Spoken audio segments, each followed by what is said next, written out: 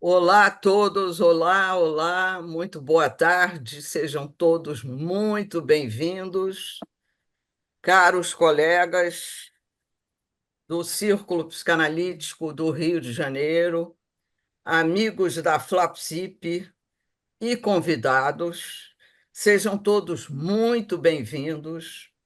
Agradecemos a presença de todos brasileiros, norte-americanos, europeus e latinos. Estamos com a casa hoje florida. Com muita alegria, o Círculo Psicanalítico do Rio de Janeiro tem o prazer de iniciar nossa sexta mesa FLAPSIP. Hoje, com um convidado muito especial, que muito nos honra. Já é amigo do Círculo. É a segunda vez que está conosco, esteve conosco em 2019, presencialmente, né? Tive o prazer de jantar com ele, foi ótimo, muito bom encontro, e ele está de volta para nos falar sobre sexualidades e gêneros em fuga. Eu sou Sueli Dueck e, juntamente com Carla Pena, somos delegadas do Círculo na FLAPSIP. A FLAPSIP, Federação Latino-Americana de Psicoterapias e Psicanálise. Hoje já somos 10 associações latino-americanas filiadas. Em 2017, o Círculo Psicanalítico do Rio de Janeiro foi convidado a filiar-se à FLAPSIP pela gestão da Denise Souza, do CEP de PA, então presidente da federação. Em 2018, após a Assembleia Ordinária, foi votada nossa filiação e logo fizemos nossa primeira mesa. Sempre convidamos colegas do Brasil ou dos demais países latinos da FLAPSIP. Agradecemos o nosso conselho diretor do Círculo Psicanalítico, na pessoa de Graça Neves, e atual presidente da FLAPSIP também, Sara Ogdenstein, e sua diretoria pelo apoio e carinho. Eu gostaria de trazer alguns lembretes sobre as características da FLAPSIP. Todos os eventos de nossas associações, congressos, simpósios, jornadas, dispõem também de uma mesa plenária FLAPSIP, para a qual convidamos colegas das associações filiadas e outros convidados, como modo de propiciar mais encontros.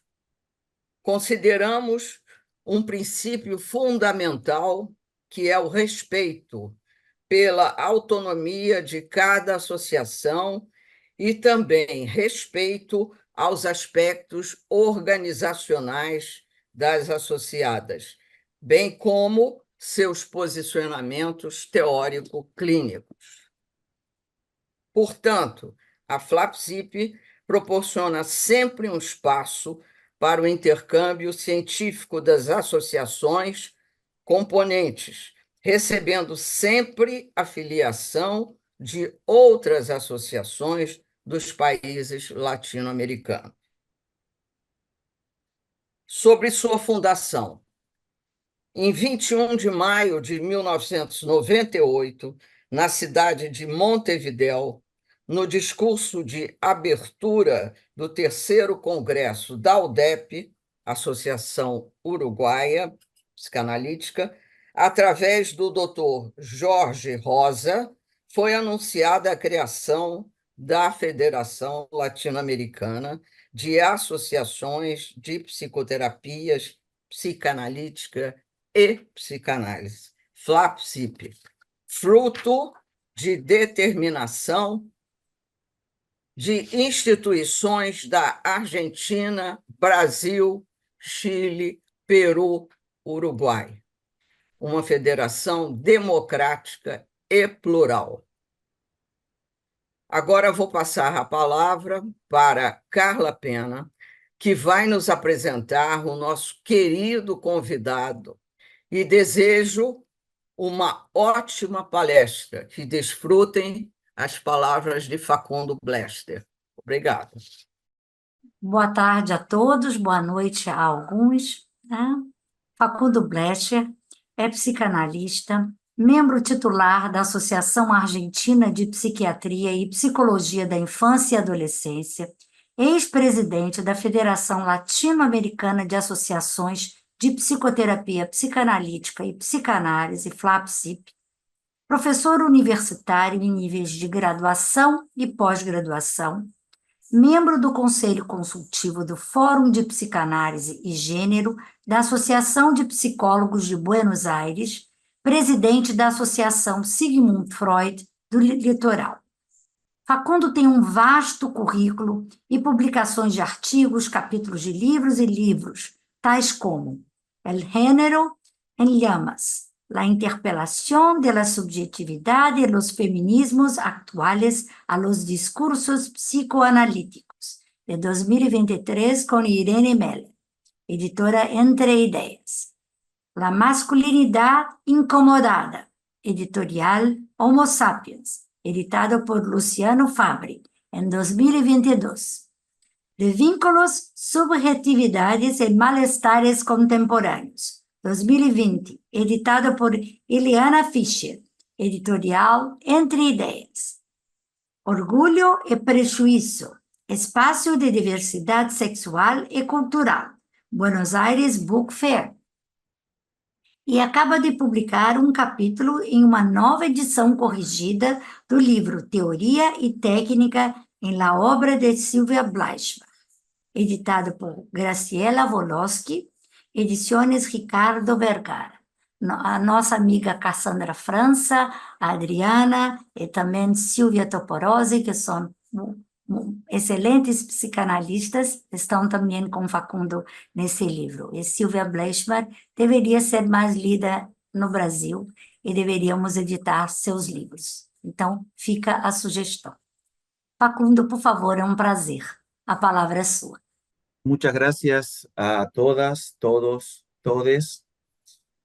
Realmente que un sábado por la tarde estemos reunidos para conversar de psicoanálisis y de problemáticas que nos conciernen y nos interesan y que también tienen que ver con las subjetividades actuales y con los padecimientos psíquicos contemporáneos, es realmente algo que debemos celebrar. Sueli decía al principio que había costado mucho encontrar esta fecha, porque efectivamente nos llevó mucho tiempo poder acomodar las agendas y por eso es una actividad que estamos compartiendo un sábado por la tarde y honestamente les agradezco que estén aquí acompañándome porque es realmente milagroso que podamos estar haciéndolo el sábado por la tarde, que es un día que en general destinamos a nuestro descanso. Pero bueno, la voluntad y el deseo de que nos encontráramos para conversar pudo más que los impedimentos que inicialmente había para coordinar las agendas y estamos hoy aquí. Agradezco, por supuesto, la invitación del Círculo Psicoanalítico de Río de Janeiro, de Sueli y de Carla, con quienes hemos tenido, como decía Sueli, otras instancias de intercambio. Hemos tenido la posibilidad incluso de compartir presencialmente aquella primera mesa FLAPSIP hace ya varios años. Y ojalá que podamos seguir reencontrándonos en muchas oportunidades y ojalá que también muchas veces más presencialmente. Agradecemos la virtualidad que la pandemia nos dejó porque nos permite esta clase de encuentros, pero también es cierto que extrañamos la presencia, nuestros contactos más personales, el abrazo y el saludo, porque además cuando uno se encuentra en estas actividades y ve que la comunidad FLAPSIP se amplía y que nos reencontramos y que nos unen además dentro de esta federación afectos muy entrañables, resulta indudablemente celebratorio que podamos vernos. Sueli en la introducción señalaba algunas particularidades de FLAPSIP, a la que tanto queremos y que nos agrupa, y también pensaba que FLAPSIP además es una comunidad de amigos, es una comunidad de colegas en los cuales los lazos afectivos tienen una importancia fundamental, con lo cual cada vez que nos volvemos a ver y a encontrar es indudablemente una ocasión de mucha felicidad. Así que también agradezco por un lado, a las personas de FLAPSIP, a los colegas de FLAPSIP y a gente tan querida como Denise, Olinda, Daniel, Silvia, la veo Elena, bueno, veo algunos en la pantalla, Danieli, Laura de Sousa, que también escribió ahí en el chat, y a todos quienes nos acompañan en la tarde de hoy. Y esperemos entonces que este rato que tenemos para conversar sea una ocasión provechosa de intercambio y de pensamiento para todos. Como verán, yo voy a hablar en español, confiando en que, como sucede en FLAPSIP, el bilingüismo no es un obstáculo. Hemos logrado en FLAPSIP vencer las fronteras que a veces las lenguas imponen y nos entendemos o hacemos el esfuerzo por hacerlo, como decía al principio cuando comentábamos con Sueli, no tengo el coraje de hablar portugués, pero lo entiendo, con lo cual cuando tengamos nuestra instancia de intercambio podremos también apelar al portugués. Voy a tratar de ir leyendo lo que tengo preparado y comentando del modo más pausado posible para que sea comprensible a quienes no hablan español. Y de todas maneras, si alguien quiere, puede detenerme y volvemos en aquellos puntos donde les parezca que es preciso hacer alguna aclaración. La idea es que yo desarrolle durante un tiempo algunas ideas y después abrimos a un intercambio, a un diálogo, a las polémicas y a todo lo que nos permita contribuir al enriquecimiento de nuestro intercambio. Bueno, habíamos pensado con Suel y con Carla al momento de definir esta actividad, ponerle por título Sexualidades y Géneros en Fuga. Y este título ya es toda una declaración de principios, digámoslo así. Condensa en gran medida parte de las tesis que yo voy a compartirles hoy y que tienen que ver con las transformaciones que vienen produciéndose históricamente y muy vertiginosamente en la actualidad con relación a las sexualidades y los géneros.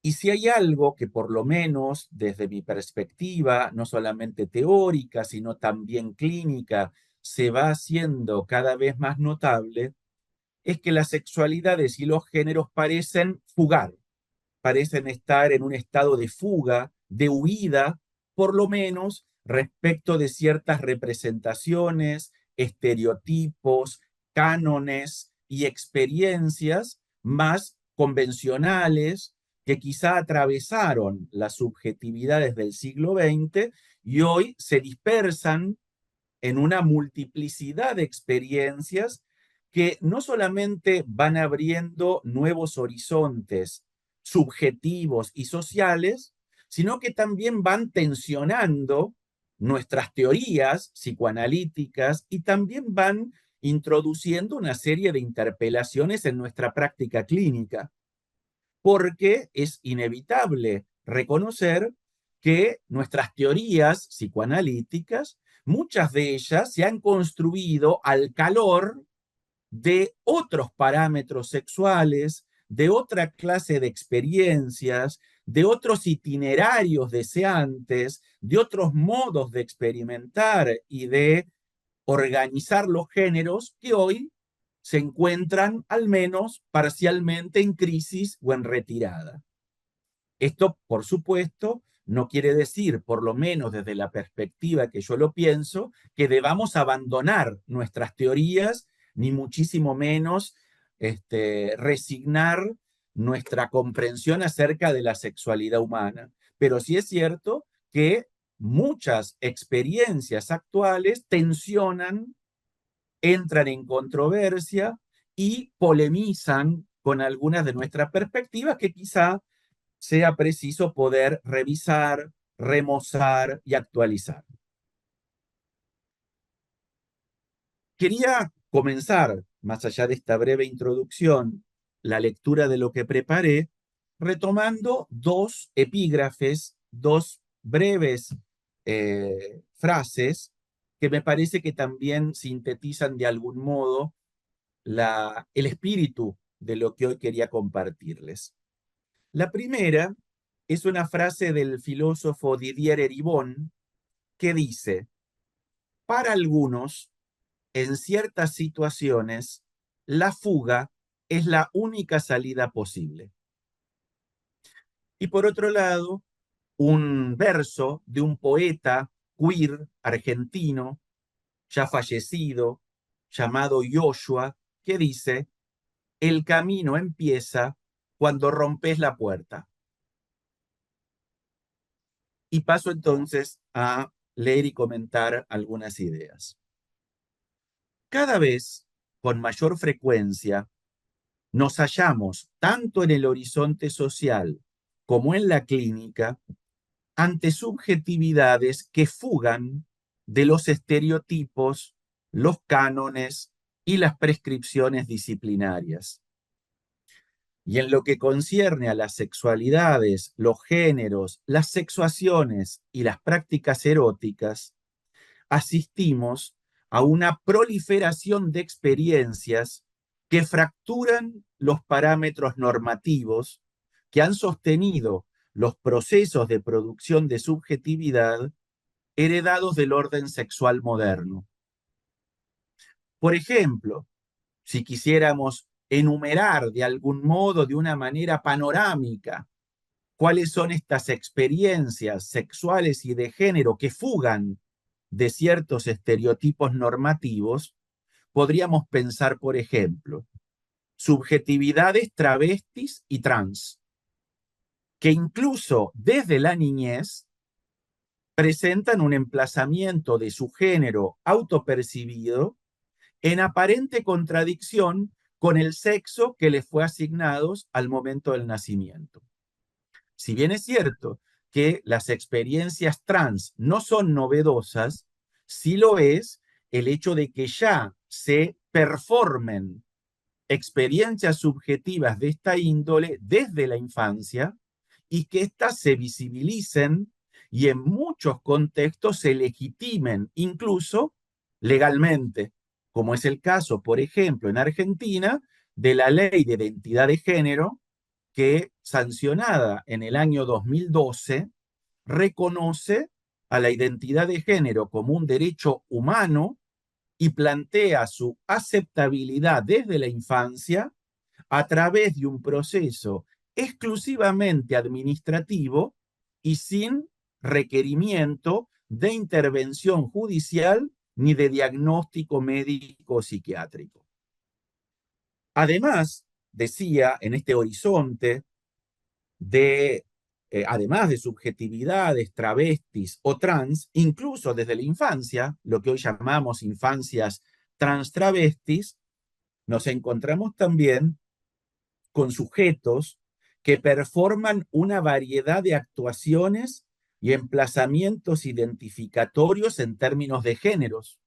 Me refiero a sujetos cisgénero, masculinos o femeninos, sujetos trans, travestis, no binarios, fluidos, demigéneros, agéneros, entre muchas otras alternativas y combinaciones, que muchas veces producen ese efecto de una suerte de deslizamiento constante de las categorías, ¿no? Cuando alcanzamos más o menos a entender qué es una subjetividad trans, aparecen sujetos no binarios, fluidos, demigéneros, agéneros y otro conjunto de categorías que van intentando cercar una creciente pluralización respecto de las posibilidades de emplazamiento identificatorio. También podríamos incluir personas que despliegan, por ejemplo, trayectorias homo y heteroeróticas sin que estas orientaciones deseantes se excluyan o sin que provoquen conflicto. No me refiero solamente a personas que se definen como homosexuales o heterosexuales, sino personas, sobre todo jóvenes, que transitan itinerarios sexoafectivos, tanto homo como heterosexuales, simultánea o alternativamente, sin que provoquen conflicto y sin que supongan la necesidad de inclinarse por alguna de esas orientaciones deseantes, como en otro contexto hubieran sido forzados a hacer. Por supuesto que esta coexistencia no me parece que sea equivalente a lo que clásicamente se ha llamado bisexualidad, sino que marca otra forma de ordenamiento de los intercambios deseantes. También podemos considerar las subjetividades intersex, que rechazan la pretensión correctiva de someter sus cuerpos a tratamientos quirúrgicos que los tornen más aceptables para los discursos dominantes. Y a su vez podríamos también incluir dentro de esta suerte de panorámica una multiplicidad de posiciones corpóreas, una diversificación de las orientaciones deseantes, de las prácticas sexuales, de los erotismos que sacuden los dispositivos sociales que pretenden controlarlo. A esto le podríamos agregar novedosas formas de vinculación amorosa, convivencia e intimidad. Me refiero, por ejemplo, a relaciones amorosas que van más allá del ideal romántico, monogámico, familiarista, y construyen, por ejemplo, relaciones poliamorosas, parejas abiertas, comunalidades sexoafectivas, intercambios fluidos, y podemos sumar también avanzadas técnicas reproductivas que desacoplan procreación y relación genital, como puede ser la fertilización artificial, la donación de óvulos o semen, la subrogación gestacional. Y también neoparentalidades, es decir, nuevos modos de ejercicio de la crianza, que ya no responden a los parámetros habituales que tradicionalmente el siglo XX conoció en términos de la organización familiar de las funciones masculinas y femeninas respecto del régimen de crianza infantil. Con lo cual, con esta brevísima descripción de solamente algunas de las transformaciones, podemos advertir efectivamente que estamos frente a sexualidades y géneros que fugan justamente de esos estereotipos, de esas prácticas canónicas y de esas modalidades convencionales que sobre todo conoció el siglo XX. En el Congreso de FLAPSIB, que compartimos en Chile el año pasado, yo señalaba que de algún modo estas transformaciones, creo yo, que tienen fundamentalmente tres características, que son la pluralización, la deslocalización y la deriva. Las menciono solamente rápidamente porque me parece que delinean este panorama de conjunto. Les decía que estas transformaciones, estas mutaciones en las subjetividades, creo yo que se pueden sintetizar en tres grandes caracteres. En primer lugar, pluralización, ¿no? ¿Qué quiere decir pluralización? Que se multiplican las posibilidades de emplazamiento subjetivo, ampliando el abanico de alternativas para incluir vivencias e identificaciones diversas. Quiero decir con esto que si los modos tradicionales de subjetivación han sido básicamente de naturaleza binaria, es decir, que han intentado de algún modo cercar la totalidad de las posibilidades sexuales y de género en categorías dicotómicas, pareciera que hoy esas categorías se pluralizan, ¿no? Y de pasar, por así decir, de dos casilleros, ahora pareciera que tenemos una multiplicidad de categorías y de formas muy específicas de nominar el abanico de posibilidades subjetivas y existenciales. En ese sentido, yo decía que no parece suficiente, si es que en algún momento lo fue, un ordenamiento binario que circunscriba en categorías dicotómicas y excluyentes. Por ejemplo, hombre o mujer, masculino o femenino, heterosexual u homosexual, todas las numerosas variantes de las sexualidades y los géneros. La segunda característica que mencionaba era la deslocalización. ¿Qué quiere decir deslocalización? Quiere decir que se conmueven, se modifican las coordenadas de comprensión tradicional, ¿no? Algo que en otros campos disciplinares se ha llamado también desterritorialización. Es decir, que las categorías que hemos empleado hoy ya no mapean del mismo modo el territorio, ¿no? Se deslocalizan las categorías, se desquician las categorías.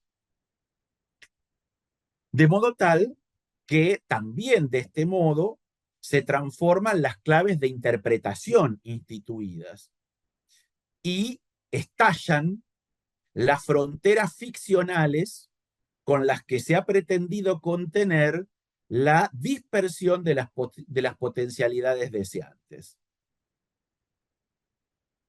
Finalmente, la tercera característica que les mencionaba, una deriva. ¿Qué implica una deriva? Implica que se produce un creciente nomadismo, como en algún momento lo llamó Joëly Rolnik, de las subjetividades actuales, de manera tal que pareciera que las sexualidades y los géneros ya no son concebidas y experimentadas como posiciones subjetivas fijas y clausuradas, sino que aparecen itinerarios cambiantes, trayectorias en devenir, modalidades fluidas y dinámicas de ser y de estar en el mundo. Quiero decir con esta idea de deriva que de algún modo pareciera que lo que en algún otro momento fueron procesos de constitución identificatoria más fijos, más estables, más estáticos, hoy parecieran transformarse en movimientos, en devenir transitorios que van de algún modo introduciendo una dimensión dinámica de proceso, ¿no? Con lo cual, lo que estoy señalando en todo caso es que pareciera que hay algo de las sexualidades y los géneros que escapa al estatismo, escapa a las posiciones fijas, escapa, por ejemplo, de la idea de que la identidad sexual o de género es una, única, constituida de una vez y para siempre. Yo pienso muchas veces cuando trabajo clínicamente con adolescentes y particularmente con adolescentes disidentes, cómo entran en contradicción toda una serie de referencias analíticas que por lo menos han tenido un impacto muy notable en mi propia formación analítica. Cuando yo me formé como psicoanalista, por ejemplo, se decía que a la salida de la adolescencia terminaba de constituirse la identidad sexual y que esa identidad sexual era única, fija, invariante y que de esa estabilidad dependía todo el destino subjetivo del individuo. Yo me encuentro hoy, y hablo de adolescentes porque me estoy refiriendo a quienes están en ese proceso de recomposición identificatoria, con adolescentes en los cuales la identificación sexual o la identificación de género no tiene este carácter.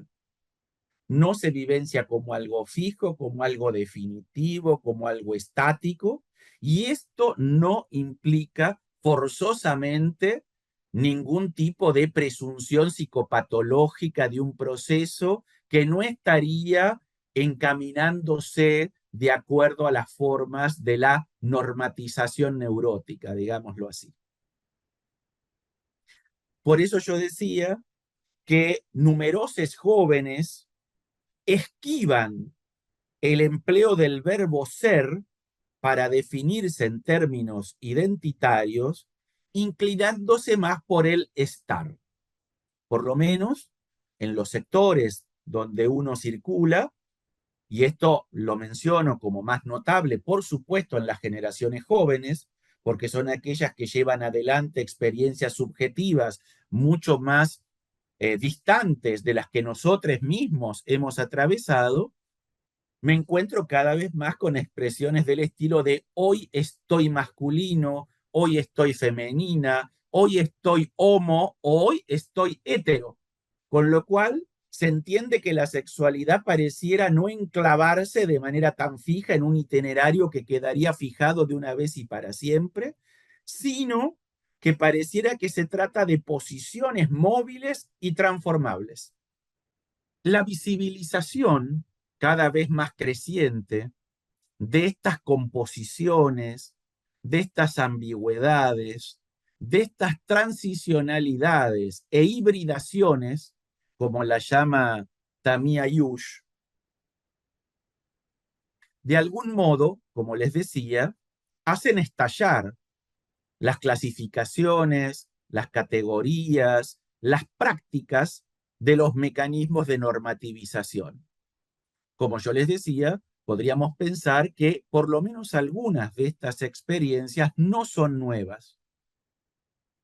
Sin embargo, esas mismas experiencias en otro momento histórico no gozaron ni de legitimidad, ni de reconocimiento, ni tampoco de derecho a la existencia. Porque sabemos que sujetos trans existen desde los inicios de la humanidad. Pero sin embargo, hasta bien entrado este siglo, todavía esas subjetividades eran definidas, como dice Judith Butler, como subjetividades abyectas, es decir, subjetividades estigmatizadas, excluidas, oprimidas, repudiadas y hasta aniquiladas.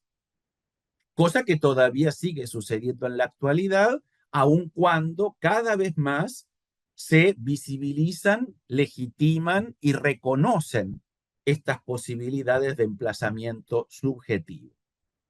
Podríamos decir que los feminismos, los estudios de género, las teorías queer, el pensamiento crítico decolonial, las perspectivas postcoloniales, vienen desplegando una serie de debates con respecto a los sesgos patriarcales, cis heteronormativos y coloniales de las disciplinas sociales en general, y muy particularmente respecto también de ciertos discursos del psicoanálisis. Estas interrogaciones solo recientemente han encontrado alguna resonancia en el psicoanálisis europeo. Y acá quiero hacer una puntuación porque el debate respecto de los sesgos patriarcales, cis heteronormativos, coloniales, podríamos también decir racistas, que muchas perspectivas psicoanalíticas han tenido o pueden seguir teniendo, sí ha sido objeto de debate mucho antes en nuestros contextos latinoamericanos que en los supuestos grandes centros de producción psicoanalítica europeos. Y esto es algo que a mí me interesa volver a, eh, a reconocer. Lo hice en el Congreso de FLAPSIF del año pasado y ahora me interesa volver a hacerlo. ¿Por qué? Porque en numerosas ocasiones, y esto tiene particular vigencia en el psicoanálisis argentino, y aquí hablo como psicoanalista argentino, pero creo que también lo podemos extender por lo menos a algunos psicoanálisis de la región, sigue considerándose al psicoanálisis como algo de producción europea. El psicoanálisis argentino ha mirado a Europa, no solamente el psicoanálisis, digamos que Argentina misma, la sociedad argentina misma, ha tenido siempre a Europa como el faro para definir su identidad. Y esto ha tenido un enorme costo en el psicoanálisis argentino, empobreciendo en muchas ocasiones las posibilidades de un pensamiento libre, autónomo, latinoamericano y situado en las coordenadas sociales e históricas que nos toca atravesar. En ese sentido, todo esto que nosotros venimos debatiendo hace mucho tiempo es algo que recién ahora empieza a tener una resonancia en el psicoanálisis europeo. Hablar de pensamiento decolonial en Francia es una novedad, mientras que en América Latina venimos hablando hace décadas de la impronta colonial que persiste en nuestras sociedades y en nuestros modos de pensamiento. Y lo mismo sucede con las cuestiones de sexualidad y género. Hay muchísima más producción vanguardista, inteligente, interesante y productiva en nuestra región que lo que se produce en los aparentes centros de dispersión de las ideas psicoanalíticas europeas y particularmente en Francia, ¿no? Hay una colega argentina que dice que los psicoanalistas, por lo menos argentinos, tenemos una teoría sexual infantil, que es que el psicoanálisis como la cigüeña vienen de París. Bueno, en función de eso es que me interesaba recuperar muy específicamente que mientras que estas interrogaciones solo recientemente han encontrado alguna resonancia en el psicoanálisis europeo, demasiado centrado en sus propias especulaciones, proyectadas como universales y notablemente disociadas de las experiencias vitales de sus comunidades, en Latinoamérica, en los márgenes y en la supuesta periferia en la que desarrollamos nuestra praxis, hace décadas que hemos puesto a dialogar al psicoanálisis con otras disciplinas y discursos con el propósito de acrecentar nuestra comprensión, desplegar una práctica situada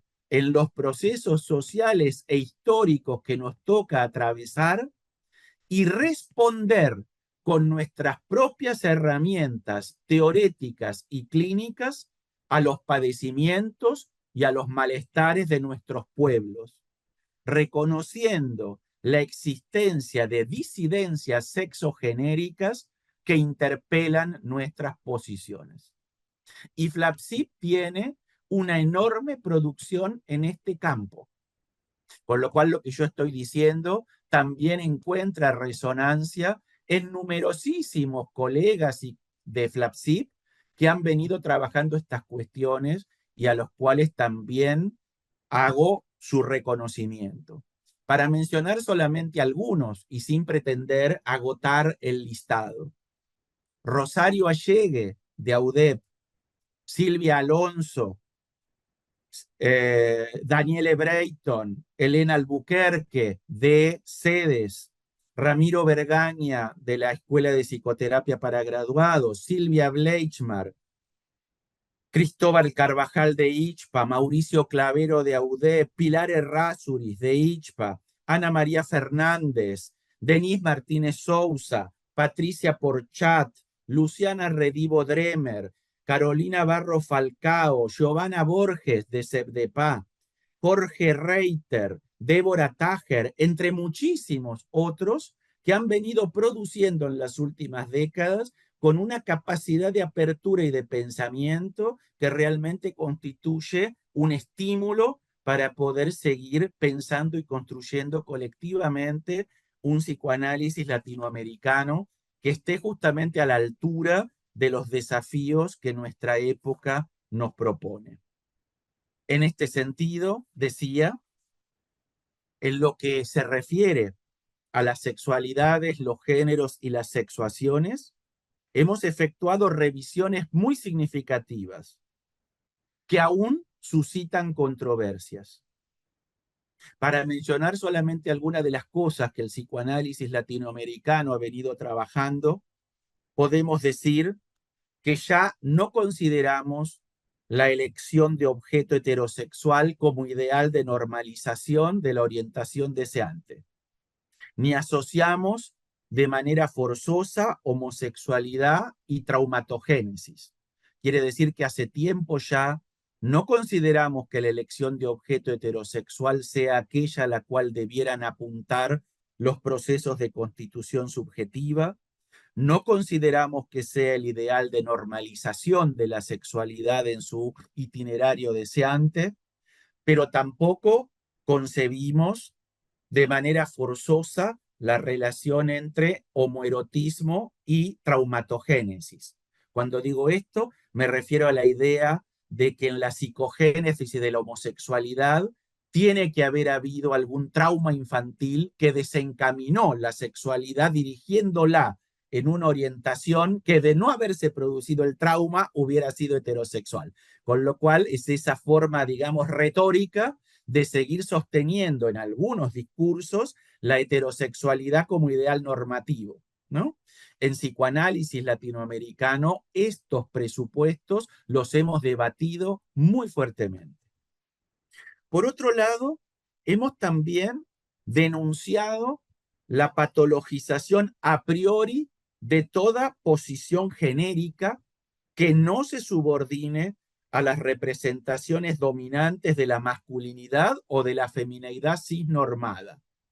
Es decir, hemos dejado de lado o hemos deconstruido la tendencia a patologizar cualquier clase de posición deseante o de género que escape o fugue de los estereotipos cisnormativos.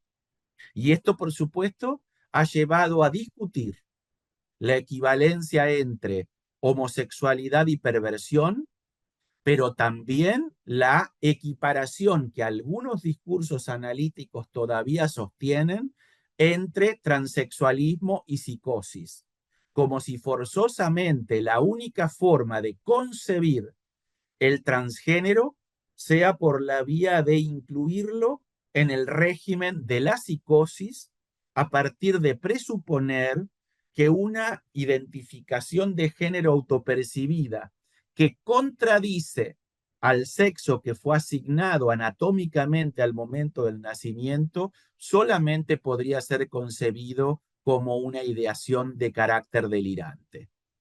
Por supuesto que nosotros entendemos que esa asociación entre transgénero y psicosis es el efecto, como dice Pérez Jiménez, de una simplificación algo despiadada, ¿no?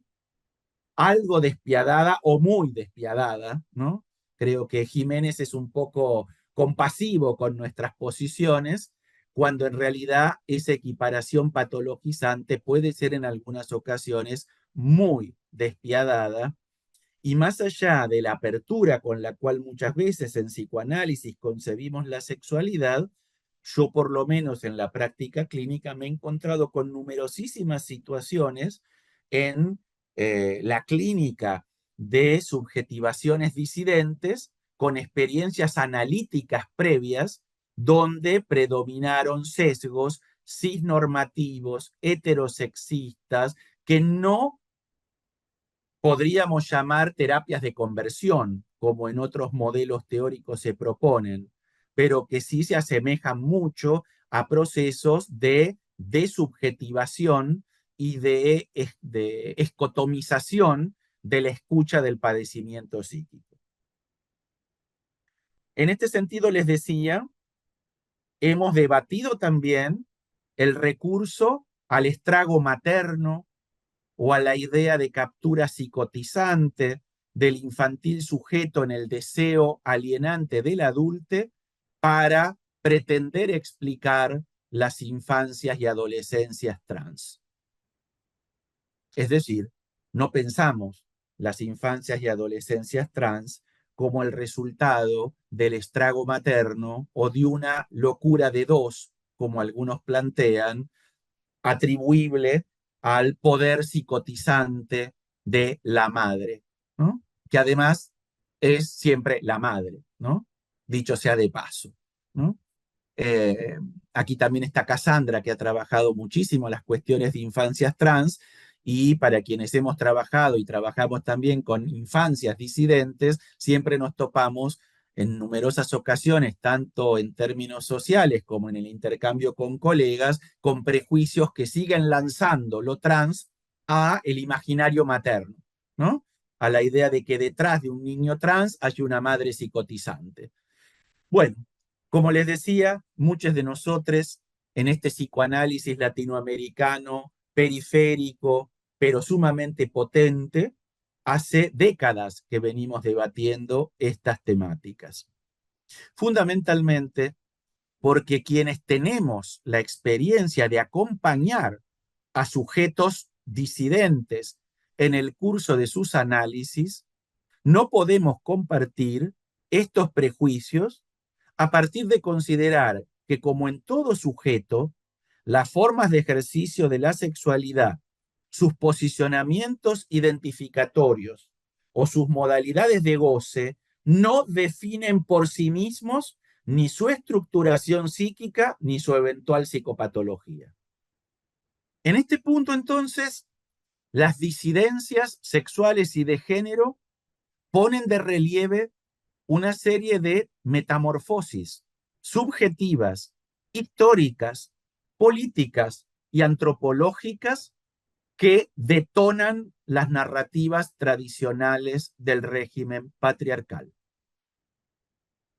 Frente a estas, surge una pregunta que voy a retomar de el libro Una moral de lo minoritario de Didier Eribon. En este libro, Eribon se dirige a los psicoanalistas con la siguiente pregunta. ¿Tiene todavía el psicoanálisis algo que decirnos en este momento de conmoción histórica en que los minoritarios, entre aspas, han tomado la palabra para cuestionar las instituciones y las exclusiones que producen y se han propuesto inventar otras formas de relación entre individuos, otros modos de sociabilidad, otras maneras de ser uno mismo y vivir con los demás?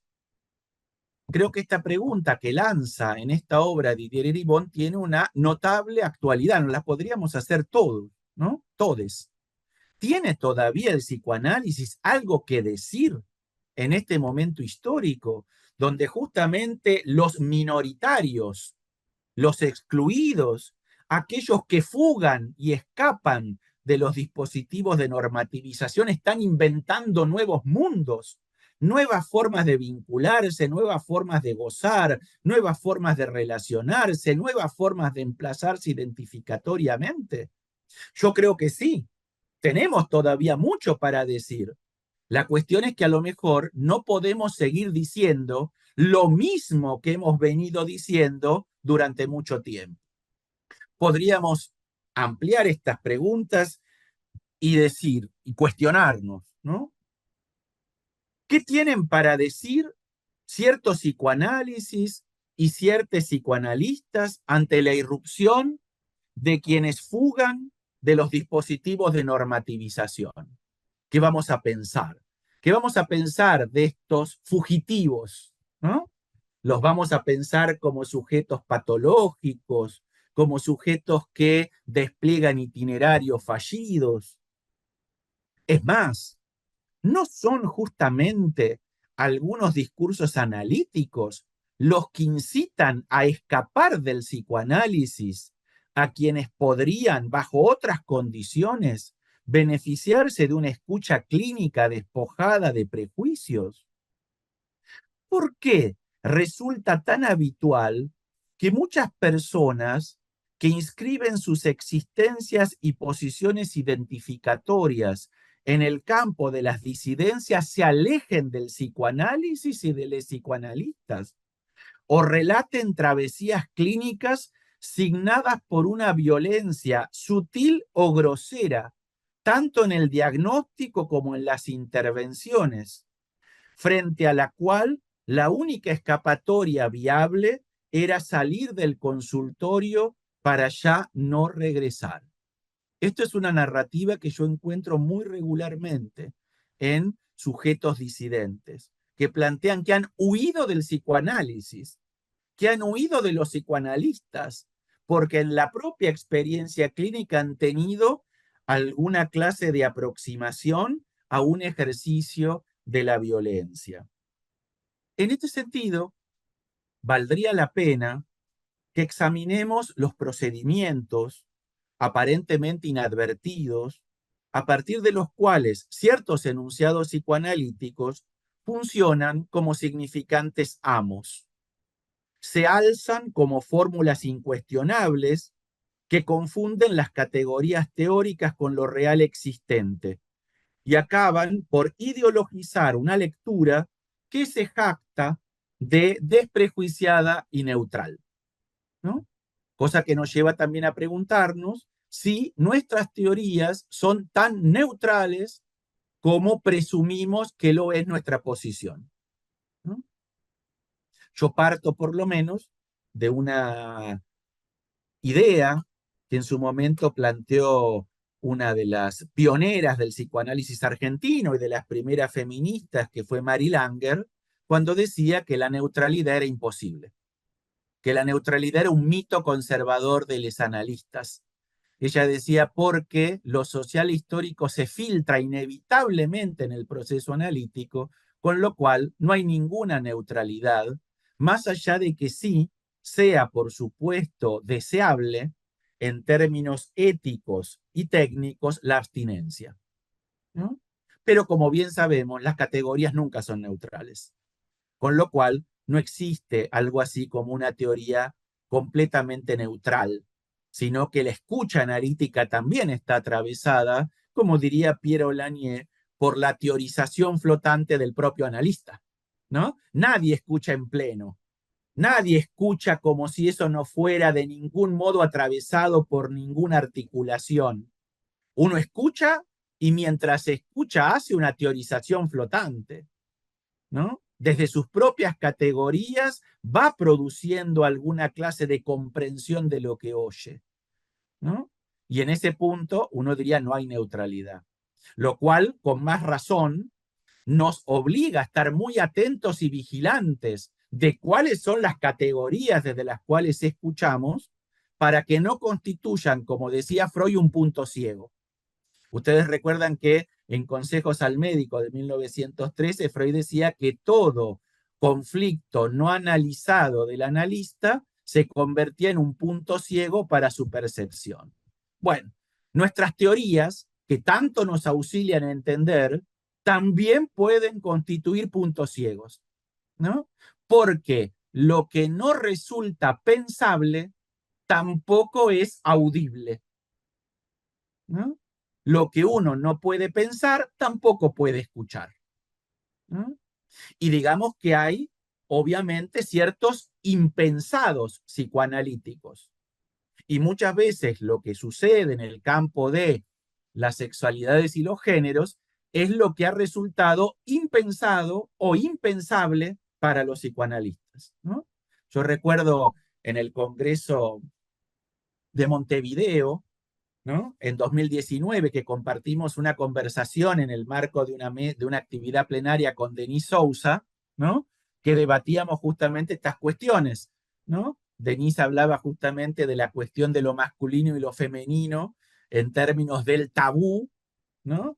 Y planteábamos también cuestiones respecto a cómo muchas veces esos estereotipos teóricos han conducido a no poder pensar otras posibilidades más allá de lo que convencionalmente hemos estado habituados a concebir, ¿no? Entonces decía que valdría la pena detenernos a pensar cuáles son esos procedimientos que nos conducen a, a cercenar, a recortar las posibilidades de pensamiento. Respecto de esto, Michel Tort señala una observación que hemos hecho también muchos aquí, en la cual él dice, es por lo menos curioso que todas las nuevas figuras de los arreglos sexuales o familiares, que son fenómenos sociales, hayan sido, sin excepción, inicialmente patologizadas de manera sistemática utilizando el vocabulario del psicoanálisis, como si el cambio de las normas en cuanto tal, a priori patológico. Es decir, resulta muy curioso que todas estas modalidades de experiencia subjetiva que parecen fugar de los parámetros convencionales, inicialmente en el psicoanálisis son siempre incluidas en el campo de la patología y luego, en el mejor de los casos, retirada de ese campo. Pero inicialmente es como si sobrevolara la sospecha de que todo lo que se escapa de los dispositivos de normativización va a parar a la bolsa de la psicopatología. En algún momento la homosexualidad al campo de la patología, luego la retiramos, pero vienen las personas trans al campo de la patología y luego las retiramos. Y va pasando eso con todas las formas de modificación que advertimos en el campo social de subjetivaciones, géneros y sexualidades. Por ejemplo, cuando nos enfrentamos a géneros fluidos, que son los que aparecen ahora. Lo primero es pensarlo en términos psicopatológicos. ¿Qué le pasa a un adolescente que se define como de género fluido? Y aparecen, uno diría, y saltan todas las alarmas. Si es fluido, quiere decir que quizá no es tan estable. Si no es tan estable, quiere decir que puede suceder que en su constitución subjetiva haya aspectos fallidos que no le garantizan cierta estabilidad. Y rápidamente entonces comienza un fenómeno de transformación subjetiva a ser leído en clave psicopatológica, ¿no? O qué cosa extraña les pueden estar sucediendo a los adolescentes que se definen como agénero. ¿Cómo es posible que haya alguien que no se identifica con ningún enunciado genérico o no pretende performarlos, ¿no? Flagship viene desarrollando ya desde la época de la gestión en la cual yo fui presidente, la investigación sobre asexualidades, ¿no? Que en ese momento se planteaba, recuerdo en la investigación, como un enigma a descifrar, ¿no? ¿Qué es esto de la asexualidad? Bueno, lo que uno advierte, yo les decía como una suerte de procedimiento relativamente regular, es que pareciera que todo lo que escapa a los cánones relativamente habituales o establecidos, el primer recurso es la patologización. Y después, cuando lo entendemos mejor, lo retiramos de ese lugar. Por lo menos algunos. Otros siguen conservando esa localización psicopatológica de estos procesos. Y yo, por ejemplo, lo he escuchado mucho en, por ejemplo, las nuevas formas de composición familiar o en los nuevos regímenes de crianza, ¿no? Sobre todo de aquellos modos de organización familiar que no responden, podríamos decir, a la familia burguesa, occidental y tradicional, bipartida en términos sexogenéricos, o la pregunta que todavía hoy en muchas ocasiones surge de qué le pasa a una niña criada en el marco de una pareja homoparental, como si efectivamente allí hubiera que rastrear una particularidad específica de ese destino, que por supuesto siempre se sospecha que sería más problemático, más patológico, más difícil, ¿no? Uh, Y ni hablar de las relaciones poliamorosas y estas formas de vinculación que se presentan ahora que producen no poco desconcierto, ¿no? Entonces, les decía, nuestras concepciones, de alguna u otra manera, han intentado superar la ontologización de la diferencia sexual sobre todo para quienes han concebido la diferencia sexual como un principio fundamental y un organizador privilegiado de toda conformación subjetiva. En este punto es que aquello que produjo tanto revuelo en el psicoanálisis europeo, que fue la conocida presentación de Paul Preciado en las jornadas 2019 de la Escuela de la Causa Freudiana, y que recuerdan produjo un tembladeral. El psicoanálisis europeo se conmovió porque un varón trans proveniente de la filosofía se atrevió a enunciar delante de una academia de psicoanalistas que el psicoanálisis era cisnormativo, patriarcal, colonial y que además reproducía la epistemología de la diferencia sexual, ¿no? Para quienes siguen los debates europeos y sus resonancias latinas, latinoamericanas, esa presentación de Paul Preciado fue escandalosa. Recordarán que además fue filmada y la conclusión de esa ponencia fue acompañada de numerosos abucheos que después produjeron controversias internas dentro de la escuela de la causa freudiana e incluso condujo a que Miquel Bassols escribiera un libro contradiciendo todos los argumentos que Preciado había expuesto con una agudeza absolutamente extraordinaria, ¿no? Bueno, eso que en 2019 hizo temblar al psicoanálisis francés, por lo menos hegemónico de orientación lacaniana, es algo que en Latinoamérica lo hemos venido debatiendo muchísimo antes. Yo decía, solamente para marcar un hito, en 2019, antes que Preciado, y con esto no estoy pretendiendo establecer ninguna otra comparación más que temporal, en el Congreso de FLAPSID de Montevideo debatíamos esto mismo con Denise. Y lo hemos debatido antes con muchos de ustedes en nuestras sociedades y lo seguimos debatiendo hasta ahora. Y en psicoanálisis argentino, lo que se ha conocido como Escuela Argentina de Psicoanálisis y Género viene desplegándose desde fines de la década de los 70, con referencias a quienes fueron los grandes pioneros de esa perspectiva. Me refiero a Ana María Fernández, a Juan Carlos Volnovich, a Irene Meller, a Mabel Burín, que son hoy referencias del campo absolutamente insoslayables, y a la cual, como decíamos, también podríamos sumar todos los desarrollos metapsicológicos de Silvia Bleichmar, que al principio comentaba Carla, que sería muy deseable también que su pensamiento se extienda y se expanda mucho más. Y yo como discípulo de Bleichmar, realmente siempre me parece importante por la fecundidad de sus contribuciones, y también es una autora que cada vez valoramos más en Argentina, en Latinoamérica y también en Europa tardíamente. Van llegando esas contribuciones que consideramos tan fecundas. Entonces, decía que tendríamos que hacer para poder concebir estas subjetividades en fuga una primera aclaración que creo que es necesaria y que reside en el alcance que se atribuye a las disidencias de género a las que vengo aludiendo.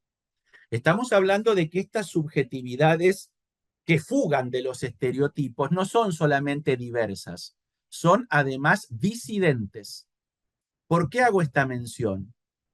Porque el campo de la diversidad alude solo a la referencia de la ampliación de las posibilidades. Mientras que plantear estas subjetividades como disidentes pone el acento en que estas subjetivaciones están tratando de modificar la norma. Es decir, que hablar de subjetividades, sexualidades y géneros disidentes justamente viene a poner en primer plano el debate sobre la norma sobre la cual se han edificado las concepciones sobre sexualidades, géneros, sexuaciones. Se entiende que, en este sentido, el término disidente aporta un matiz mucho más potente que solamente el término diversidad.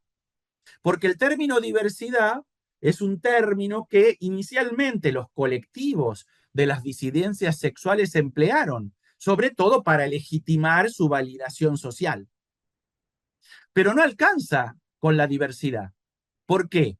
Porque se puede sostener la diversidad sin revisar la norma. Es decir, podemos aceptar que existen personas homosexuales, trans, travestis, intersex, y que eso es parte de la diversidad sexual y de género. Pero seguir afirmando que la cisnorma, la heterosexualidad siguen siendo el patrón normativo.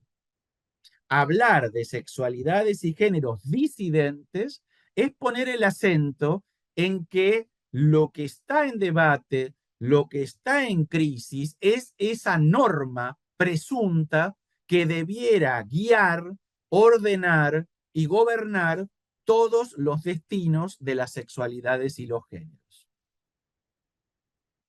En este punto, entonces, me parece importante señalar que no se trata solamente de una diversidad de alternativas que amplía el abanico de las posibilidades de posicionamiento sexual, sino que estas sexualidades y estos géneros que fugan de la norma se apartan de los dispositivos tradicionales, denuncian su carácter restrictivo y opresivo, y como dice la socióloga Galindo, intentan fugar de esa jaula invisible que reduce las posibilidades de realización subjetiva.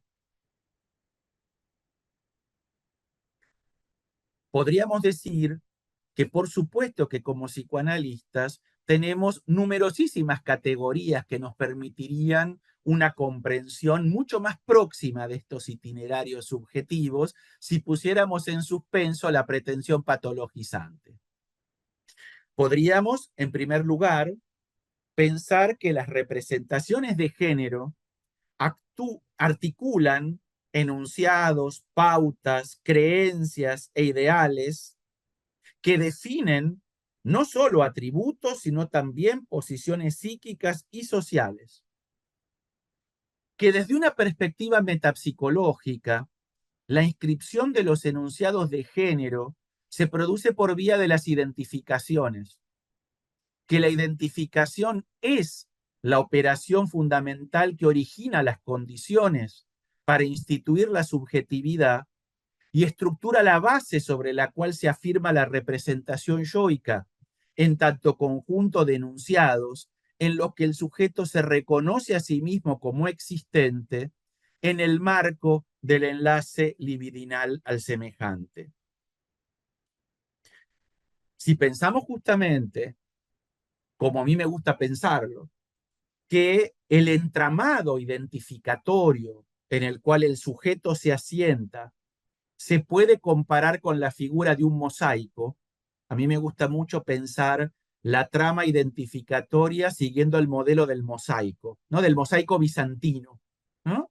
Que da la impresión de una cierta totalidad coherente, pero que cuando uno se aproxima, en realidad está constituido por una cantidad enorme de fragmentos, de esas tacelas pequeñitas de colores y de vidrio, que en realidad son una multiplicidad heterogénea, una multiplicidad diversa que se conjuga constituyendo una composición relativamente integrada.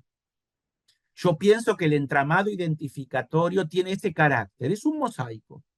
Está constituido por atributos, enunciados, significantes muy diversos, que de algún modo organizan una totalidad que no anula la heterogeneidad, que no anula también la dimensión de contradicción y de conflicto. Por eso les decía, como para ir cerrando y que tengamos tiempo de conversar. Este entramado identificatorio puede ser comparado con la figura de un mosaico, en el que se combinan una multiplicidad de enunciados y atributos. En lo que concierne a las distintas composiciones de género, sean definidas como cis, trans, travestis, no binarias, fluidas o todas las otras denominaciones que podamos construir, si bien las podemos imaginarizar como una unidad homogénea, en realidad configuran el efecto de la disposición de identificaciones diversas, heterogéneas y hasta contradictorias y móviles. Desde una comprensión metapsicológica, creo yo que estamos en condiciones de superar la encerrona, la clausura, el encorsetamiento del binarismo cisexual, como si este fuera el único parámetro para la subjetivación. Y en ese punto concluyo señalando que las experiencias que podemos recoger en la clínica, tanto como en los testimonios de las subjetividades disidentes, nos orientan a abandonar y a fugar de la pasión identitaria para contemplar una diseminación identificatoria que enriquece los devenires subjetivos. Y en ese punto, para hacer honor a nuestras tradiciones latinoamericanas, a mí me gusta mucho una referencia que creo que es muy acorde a este modo de concebir las sexualidades y los géneros, ¿no? Concibiéndola en términos de ambigüedades, matices, mezclas, hibridaciones, heterogeneidades, dispersiones, movilidades, que es una noción aymara. Es una noción de los pueblos aymara andinos, que es recuperada por la socióloga e historiadora boliviana Silvia Rivera Kusikanski, que es la noción cheje. Cheje. La cosmovisión aymara tiene un término, una categoría, que en aymara se pronuncia cheje, y que se define de la siguiente manera. Cheje es la mezcla abigarrada que somos. Obedece a la idea aymara de algo que es y no es a la vez. Es decir, a la lógica del tercero incluido. Plantea la coexistencia en paralelo de múltiples diferencias que no se funden, sino que antagonizan y se complementan. La palabra cheje designa en aymara un tipo de tonalidad gris.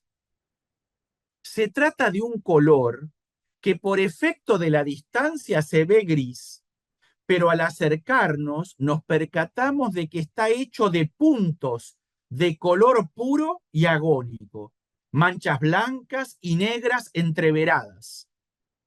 Un gris jaspeado que como tejido o marca corporal distingue a ciertas figuras, a ciertas entidades, en las cuales se manifiesta la potencia de atravesar fronteras y encarnar polos opuestos de manera reverberante.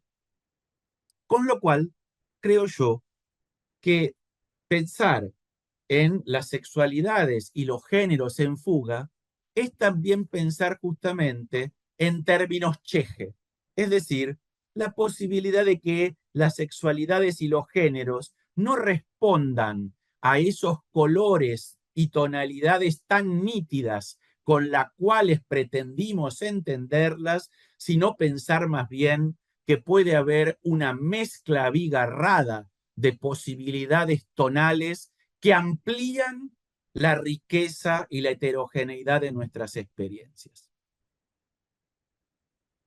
Así que bueno, para que tengamos tiempo de intercambiar, hasta aquí una presentación somera de las cuestiones que quería inicialmente compartirles. Como sempre, inesquecíveis as suas palestras, milhões de perguntas, mas vou ter que passar a todos.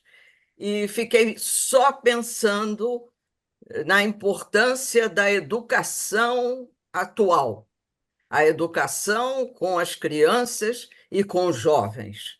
Como é importante, e com os pais, com certeza, né?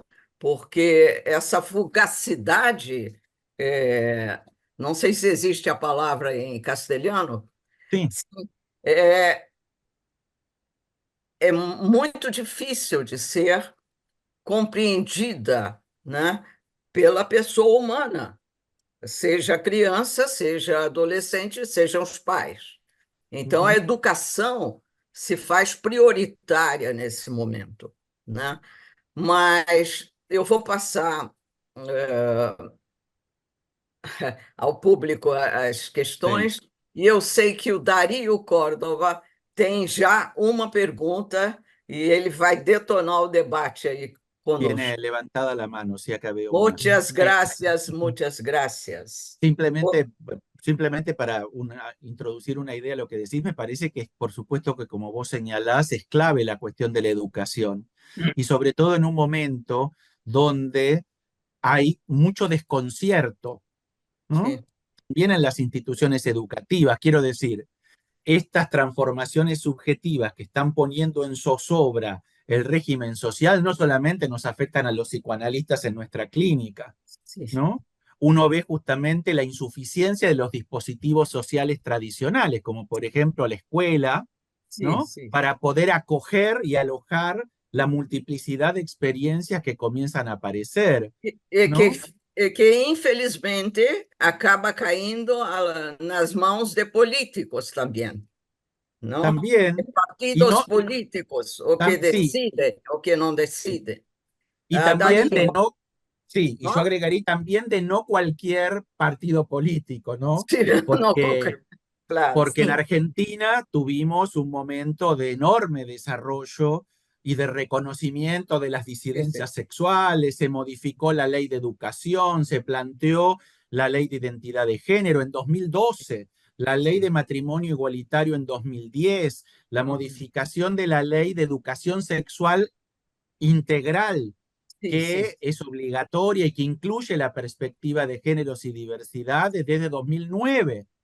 Y sin embargo, todo ese periodo, que fue un periodo de muchísima ampliación en términos de derechos, hoy está severamente atacado por el gobierno reaccionario que estamos atravesando, sim, que ya ha planteado la remoción de la ley de identidad de género, de la ley de educación sexual integral, que plantea las teorías de género en términos de ideología de género, que ha incluso producido un retroceso extraordinario en las políticas de protección contra la violencia ejercida contra las mujeres y que además ha planteado oficialmente que uhum, no pueden realizarse comunicaciones en las cuales se introduzcan en los eh, en las formulaciones gubernamentales ni los términos género, ni transgénero, ni diversidad sexual. Con lo cual, yo entiendo lo que vos decís respecto de la apropiación política de ciertas perspectivas, pero hay apropiaciones y apropiaciones, ¿no? sim, sim, claro, Particularmente en claro. Argentina, hoy estamos en un momento tremendamente sombrío y que en los pocos meses que lleva la gestión Sim, actual ha producido un incremento de las violencias contra las disidencias sexuales como no se ha visto en las últimas décadas, uma lo cual lástima, es uma muy inquietante. lástima. Sí. Ok, Dario. Facundo, muito obrigado. E eu tenho um montão de perguntas, mas eu acho que eu vou aproveitar, porque estamos numa mesa de Flapsi para te fazer essa pergunta. E vou falar como psicanalista brasileiro, né? porque tenho mais anos de brasileiro que de salvadorenho. Mas eu queria lembrar que em janeiro, esse decreto executivo de tirar o vocabulário de gênero, isso também aconteceu em El Salvador, em janeiro. Eu estava dando um seminário sobre gênero e masculinidade, e no momento que a gente terminou o seminário, esse decreto estava dado, né? Portanto, fazendo essa limitação nas escolas. Mas a pergunta é a seguinte: em 2013 foi aprovada a lei João Nery, né? João Nery, que é a lei que te permite, para alguém que se identifica trans, poder ir a um cartório, né? Uma oficina de direitos, para mudar seus documentos, sem apresentar nenhum tipo de documento, nem comprovar de nada. Hoje tem uma lei, 2013.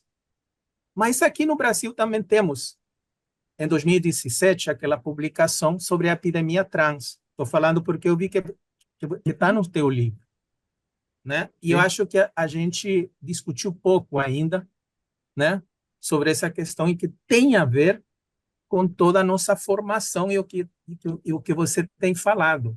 Mas o ponto que eu quero ir é o seguinte: como seria pensar, incorporar a linguagem inclusiva dentro da formação das nossas sociedades? Porque, como você disse no final da tua exposição, essa subjetividade dissidente não é apenas para reflexionar, é para mudar regras.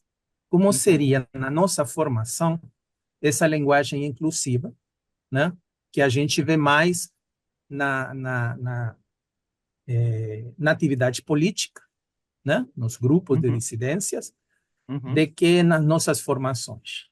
É isso. Obrigado. Hein? Gracias, Darío. Sí, creo que trayendo lo que vos decías respecto de la ley de 2013, yo decía, la de Argentina fue la de 2012, fue pionera, digamos, en ese campo, y tiene que ver con la misma perspectiva que vos planteabas, ¿no? El hecho de el reconocimiento de la identidad de género como un derecho y su modificación solamente a partir de una instancia administrativa, civil, sin necesidad de recurrir a su judicialización ni a su medicalización, cosa que todavía en Europa existe, ¿no?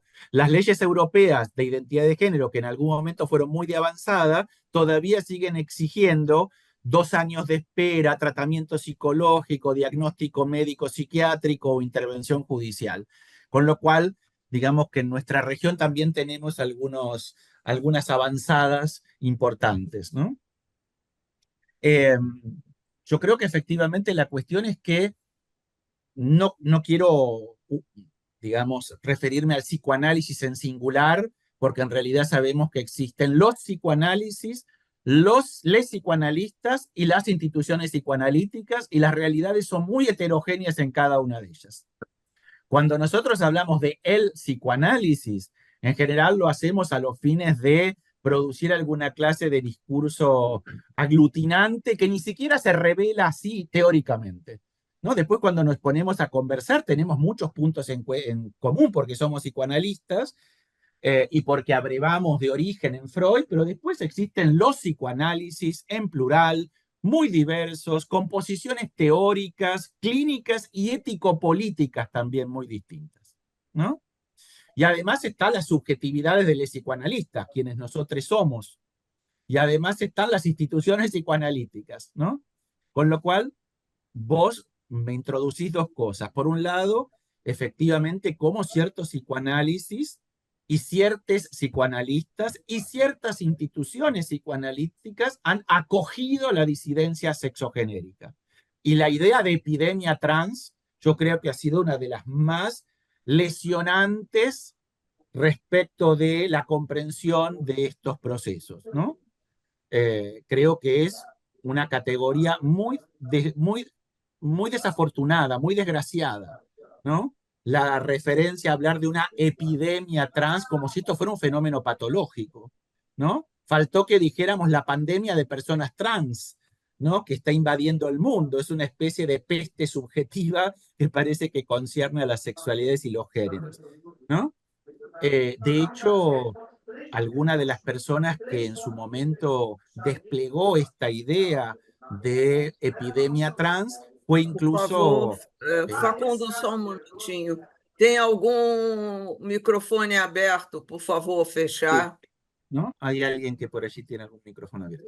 Decía incluso la noción de epidemia trans fue muy controvertida e incluso en Argentina cuando en algún momento se invitó a uno de los colegas que llevó adelante la publicación inicial de esa perspectiva, fue en Argentina repudiado por la Asociación de Psicólogas y Psicólogos y hubo una movida muy importante, porque creo que justamente se trata de poder introducir dentro del psicoanálisis mismo una dimensión de crítica a estas referencias, como yo podría decir la misma crítica a la cual fue sometida Isabel Rudinesco en Francia respecto de su último libro, que también es uno de los libros más pobres de toda la producción de Rudinesco e ideológicamente más reaccionario. Yo creo que por un lado hay algo del debate al interior del psicoanálisis, y que me parece que está bien que debatamos entre nosotros y que también introduzcamos todas las críticas y controversias que es preciso señalar, identificando justamente en qué formulaciones todavía anidan representaciones reaccionarias, ¿no? Y vos introduciste una cosa más que tiene que ver con la formación analítica, ¿no? Es decir, ¿qué clase de psicoanalistas estamos formando? Eso es como una pregunta enorme que es muy pertinente a los fines de FLAPSIP y a los fines de las asociaciones, ¿no? Yo en este momento presido a Sapia y como presidente de Sapia tengo una pregunta respecto a cuál es la formación que estamos brindando a quienes se forman con nosotros. ¿Qué clase de formación analítica es? Porque no puede ser solo una formación analítica en términos convencionales, quiero decir, de las teorías psicoanalíticas, de la práctica psicoanalítica, de la supervisión y del análisis personal. También hay toda una serie de opciones, podríamos decir, ético-políticas que tienen que atravesar la formación. En ese sentido, uno diría, ¿cuánto de perspectiva de género, cuánto de perspectiva de colonial, cuánto de clave de lectura antirracista, anti-cis heteronormativa hay en nuestras formaciones? ¿O eso queda simplemente como algo aislado? Yo creo que a veces queda como algo paralelo. Como si uno dijera, bueno, nosotros formamos psicoanalistas y después las posiciones que cada uno de esos psicoanalistas adopten respecto del horizonte ético-político son individuales. Y yo creo que son colectivas. Yo creo que son colectivas, ¿no? Yo, por lo menos, en este momento que tengo una responsabilidad respecto de la gestión institucional, me pregunto todo el tiempo qué clase de psicoanálisis transmitimos. Y no solamente por el rigor teórico, por la pluralidad, por el compromiso clínico, sino también por la dimensión ético-política que el psicoanálisis tiene como discurso, ¿no? Cómo Darío planteaba la cuestión del lenguaje inclusivo. Bueno, es una opción. Entiendo también que lo que llamamos lenguaje inclusivo, por el momento, tiene como cierta, digamos, cierto empleo en el campo de las militancias, de los colectivos, y en el ámbito académico, sobre todo universitario. Yo lo uso habitualmente al lenguaje inclusivo porque en la universidad les diría que prácticamente hoy en Argentina es obligatorio. Les propios alumnos nos piden que hablemos en inclusivo o demandan que tengamos algún tipo de consideración respecto de esto, más allá de que entienden de que generacionalmente a algunos nos cuesta un poco más, ¿no? Se nos escapa el masculino universalizante porque hemos sido conformados bajo esa modalidad. Yo no creo que todo se resuelva solo con el empleo del lenguaje inclusivo, ¿no? Porque me parece que hay que revisar las teorías de fondo y no quedarse solamente en una suerte de empleo retórico, cosmético, que a veces constituye una forma de, como dicen los colectivos, de pinkwashing, ¿no? De hacerse pasar por amplios, abiertos y a favor de las causas LGBTIQ+, y simultáneamente seguir repitiendo las mismas doctrinas que van en contra de eso. Yo creo que el debate sobre el lenguaje llamado lenguaje inclusivo o lenguaje no sexista es un procedimiento retórico. Es decir, yo no entro en todo el debate lingüístico respecto de las cuestiones morfológicas del español o del portugués. Es un uso retórico que tiene por función mostrar que también en la norma lingüística hay una codificación sexual. Es decir, que los usos de la lengua no son azarosos, no son casuales y no son inocentes, ¿no? La misma razón por la cual uno, por ejemplo, cada vez más, cuando recibe adolescentes, les pregunta, ¿no? ¿Cómo quieren que uno los nombre? ¿No? Ese gesto que parece niño es en realidad un gesto de una enorme delicadeza, porque tiene que ver con que uno va a acompañar al sujeto en función del pronombre, el nombre o la forma de designación que ha escogido para sí mismo, ¿no? Con Querido lo cual, para mí el Facundo, lenguaje inclusivo es como cuando usábamos la X o el arroba. Recuerdan que en algún momento para marcar esto se usaba la arroba, que tenía el problema de que no se puede leer, la X, el asterisco. Bueno, ahora usamos la E. Y es una forma de oralizar y de marcar que hay, digamos, codificación sexista de la lengua. Boa tarde a todas e todos. Hola, Parabéns, Facundo, pela sua exposição tão clara. Eu gostaria de colocar uma questão relativa a quando você fala, né, e fala muito bem sobre essa construção do gênero como uma trama identificatória.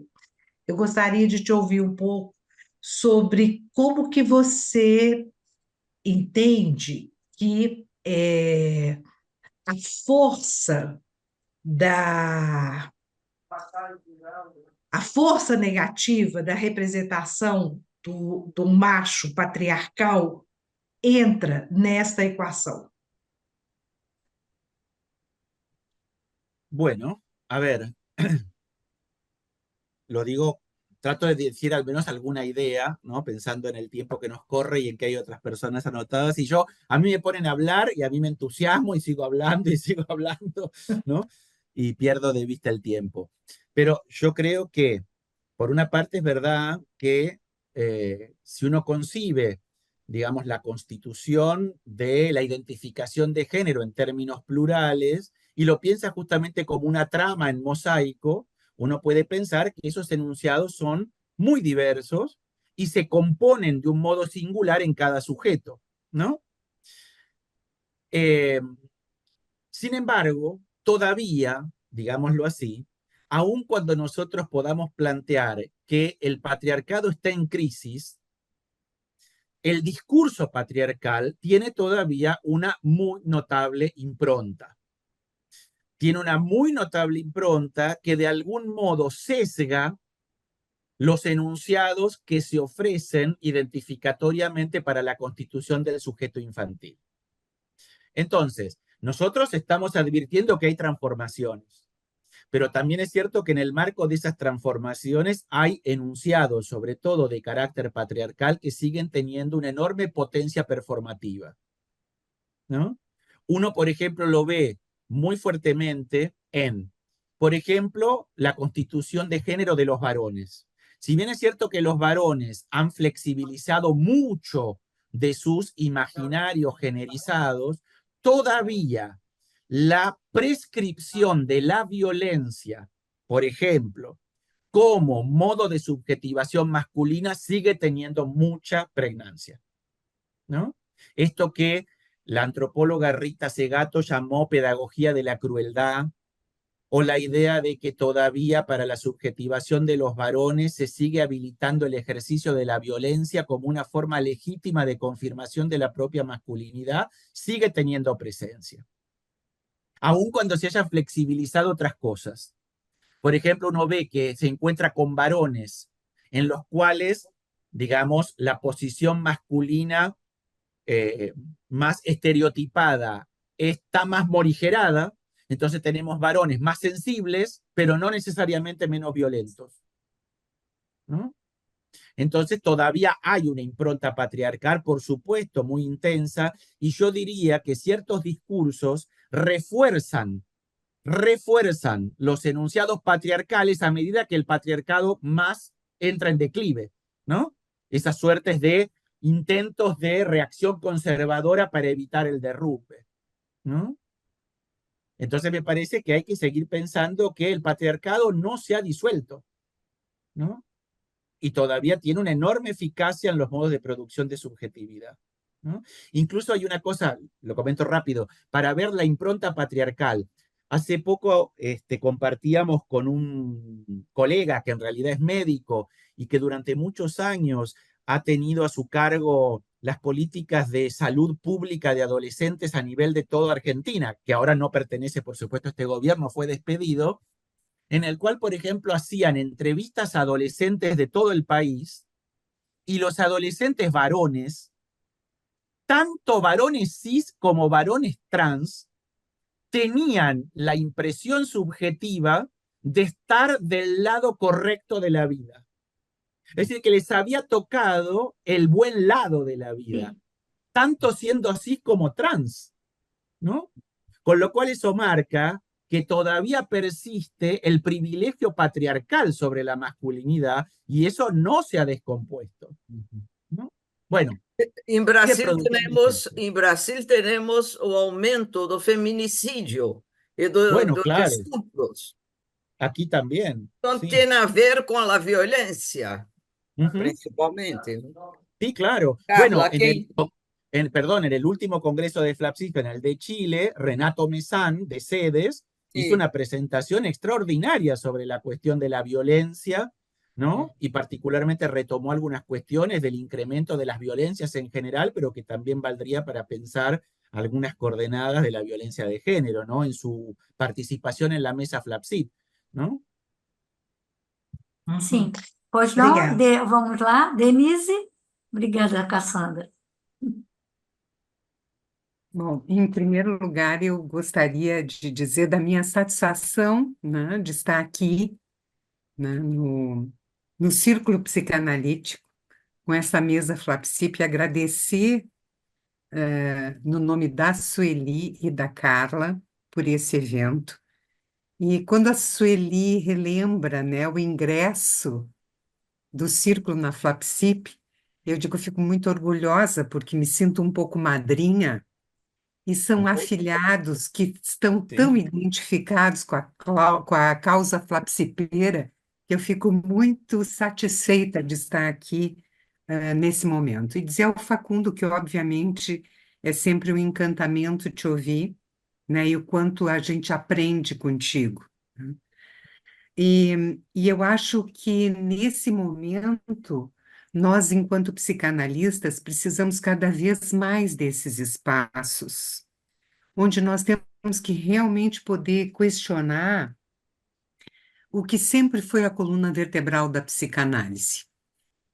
E que hoje a gente precisa se desfazer desse eixo e nos defrontarmos aí com a possibilidade de pensarmos, ampliarmos e também dissolvermos muito daquilo que foram pontos de certeza da nossa escuta para poder contemplar, né, esse novo processo, né, onde a dissidência nos convoca a uma escuta diferente. Sabe que o termo dissidência, de uma certa forma, me incomoda. E vou dizer por quê. Porque acho que parte, né, tudo que é dissidente parece que é aquilo que tem que entrar em conflito para se fazer ouvir, que tem que se separar para poder ganhar um espaço, né? E que implica numa luta. E quando a gente reconhece isso, a gente se dá conta do quanto ao longo, né, do tempo, essas subjetividades foram soterradas, foram aprisionadas, foram impedidas de ter voz e de ocupar um espaço na sociedade.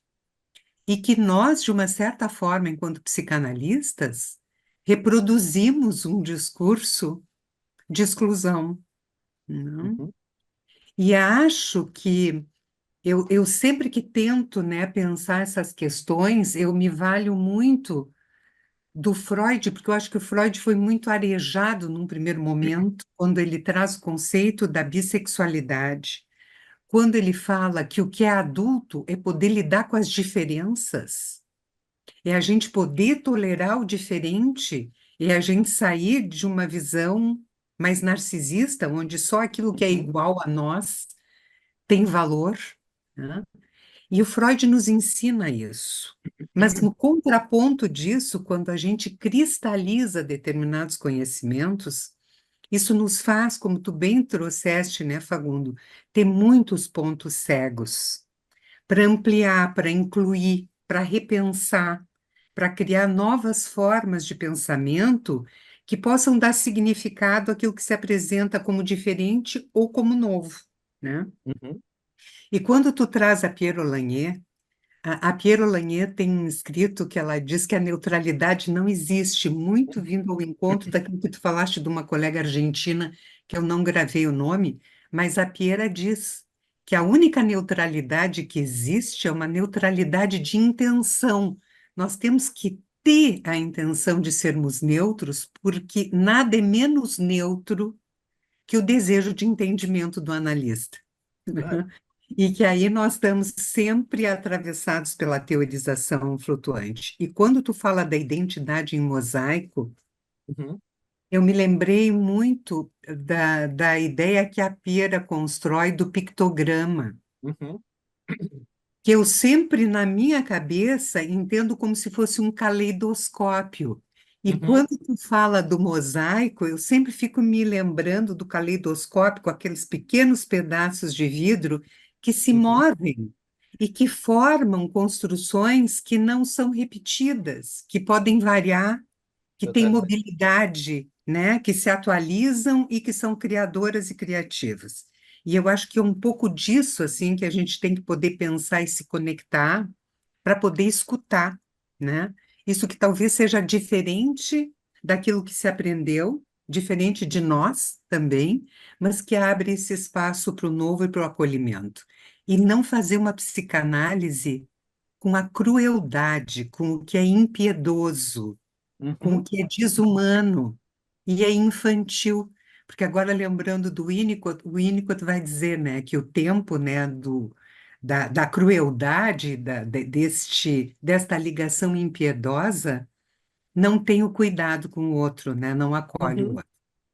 ujú. Obrigada, Facundo. Um prazer te ouvir Obrigada. aqui Bueno, contigo e com outros colegas da Flapsip que estão aqui também. Beijo muito grande. Obrigada, Denise. Então, agora muchas a última gracias. pergunta. Sim, Sí. graças. No, solamente un Lívia. comentario Ah, para sim, por hacer la favor. devolución y Por después favor, vamos Facundo. a la que está. Bueno, gracias, Denise, por la generosidad siempre amorosa de tus comentarios. Es la confirmación de nuestro cariño y nuestro respeto recíproco. Eh, pero me parece, por supuesto, que coincido con todo lo que decís, ¿no? Entiendo también la incomodidad que produce el término disidencia. También es cierto que eso se entiende en el marco de las luchas políticas, de subjetividades que han estado muy excluidas y, como vos decías, no solamente oprimidas, eliminadas, criminalizadas, patologizadas, convertidas, ¿no? Lo cual nos llevaría a la ilusión de poder pensar que quizá en un futuro no tengamos que hablar ni siquiera de disidencia, cuando la totalidad de las diferencias pueda ser admitidas en paridad de derecho de existencia, ¿no? Por el momento, hablar de disidencia sigue siendo la forma de mostrar que sigue habiendo exclusiones, opresiones, desigualdades, ¿no? Y ojalá podamos contribuir también como psicoanalistas a la construcción de ese mundo que aspiramos, en el cual la diferencia pueda ser parte ontológica de nuestro vínculo intersubjetivo, ¿no? Y creo, por supuesto, que el psicoanálisis puede inadvertidamente, en muchos casos, reproducir el discurso de exclusión.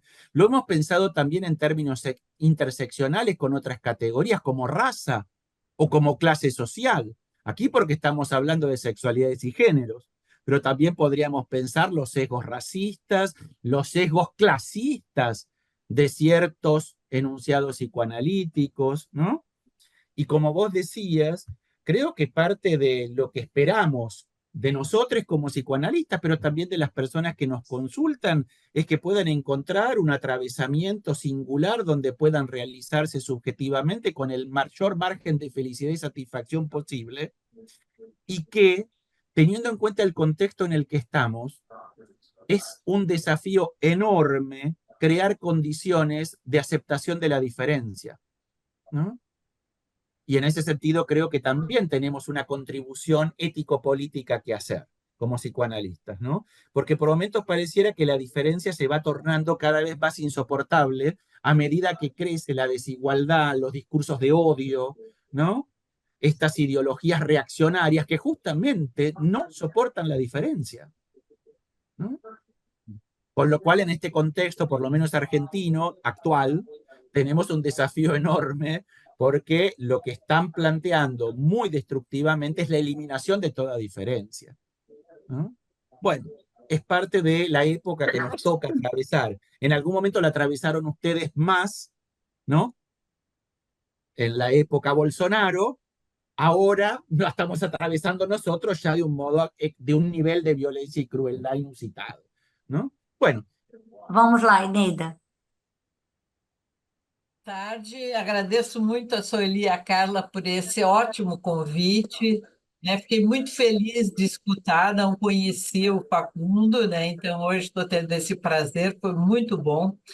E assim, o que eu queria perguntar e comentar não é um pouco no contrafluxo do que a gente está falando, mas que tu citaste aí no final, eliminação das diferenças. Por quê? Como eu atendo muito crianças, eu estou muito preocupada com a questão das identidades das crianças. Por exemplo, um menino, né, ele pergunta: Mamãe, eu sou menino? Tu é o que tu queres ser. E isso angustia essa criança, angustia essa criança. Então, ele fica feliz quando na escola a professora diz: meninos de um lado, meninas de outro. Aí ele fica feliz. Daí tem uma menina, colega dele, que joga futebol com ele. E adora futebol, tem álbum de futebol, e ele perguntou para ela: tu é menino ou menina? E ela disse: eu sou menina. E tu joga futebol? É, jogo futebol. Ele estava encantado com isso. Ele começou a descobrir, né, fora de casa, que ele podia ser menino. Cara. Então, minha preocupação nesse momento está com essa tendência de levar para o oposto agora. Tudo é possível. Então, as crianças que estão nessa formação, estão perdidas nisso, bom, tudo é possível, mas como tudo é possível? Tem algumas coisas, né, que são possíveis, outras que a gente ajuda na construção. Tá? Então, o que eu queria te ouvir um pouquinho em relação a isso. ok. Bueno, primero quiero agradecerte esa bellísima fala por la clareza y la precisión de todas las colocaciones que ayuda mucho a pensar. Ahora, cuando hubo uno de los puntos que me llevó a muchos recuerdos muy antiguos, que fue cuando retomaste a Mary Langer. Ujú. Bueno, en los inicios de la década del 70,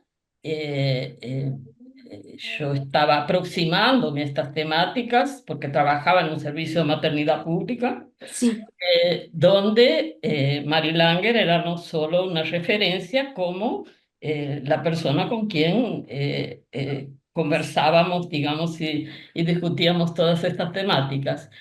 Y bueno, cuando vos trajiste la cuestión de no hay neutralidad en la teoría, ¿no? Me acordaba también me acordé de otra frase que ella decía que era bueno, cómo, o sea, así como, digamos, lo ideológico, político, social, preconceituoso, es uno de los ejes que construyen de alguna manera cualquier red o construcción teórica. Por un otro lado, era muy insistente en el planteo de cómo los políticos se apropiaban de las teorías cuando les convenía, ciertamente para su propia defensa ideológica, ¿no? Entonces, en esa época me acuerdo que cuestionaba, por ejemplo, por qué se escuchan más todas las teorías sobre la cuestión de la ausencia de objeto, de speech, y no se llevan en cuenta las teorías que estaban siendo en ese momento elaboradas sobre las crianzas que se criaban en los kibutzim, por ejemplo, en Israel, ¿no? O sea, donde, digamos, la conformidad, la configuración en la constitución subjetiva era muy diferente, ¿no? Bueno, eso simplemente fue me tocó las lembranzas, digamos, ¿no? Ujú. Pero pienso que esa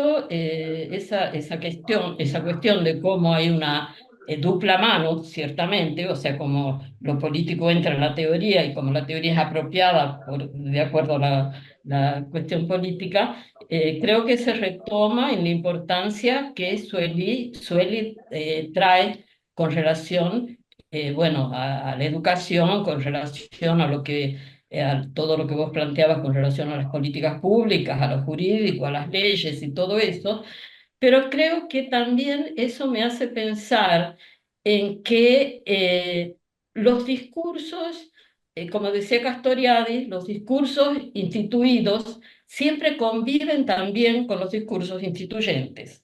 ¿M? Ujú. Entonces, digamos que a pesar de que hay discursos predominantes, porque están instituidos, pero también hay que tener en cuenta el efecto que tienen los discursos instituyentes, que son los discursos que no concuerdan con lo instituido, digamos, ¿no? Y bueno, y hay dos cosas, dos reflexiones que vos trajiste que me parecen muy importantes con relación a eso. Por un lado, pensar que si bien hay todo, bueno, ciertamente una urgencia de cuestionamientos que en los últimos tiempos vienen creciendo por lo que va aconteciendo en el mundo, de cuestionamientos a la teoría y al pensamiento y a lo que pensábamos los analistas y todo eso, pero que no siempre el discurso, o nunca, mejor dicho, no siempre, no, nunca el discurso fue único, ¿no? O Ujú. sea, dentro del propio psicoanálisis, ciertamente hubo siempre discursos discordantes también, ¿no? Eso sea, bueno, se lo tome desde cuando vos tomabas toda la cuestión de el cuestionamiento, la patologización de la homosexualidad, bueno, hubo escuelas o hubo grupos, hubo que siempre cuestionaron Ujú. y patologizaron la homosexualidad y otros que no, digamos, ¿no? Y pienso que en ese sentido también lo que vos dices, bueno, no se puede hablar ciertamente de un psicoanálisis.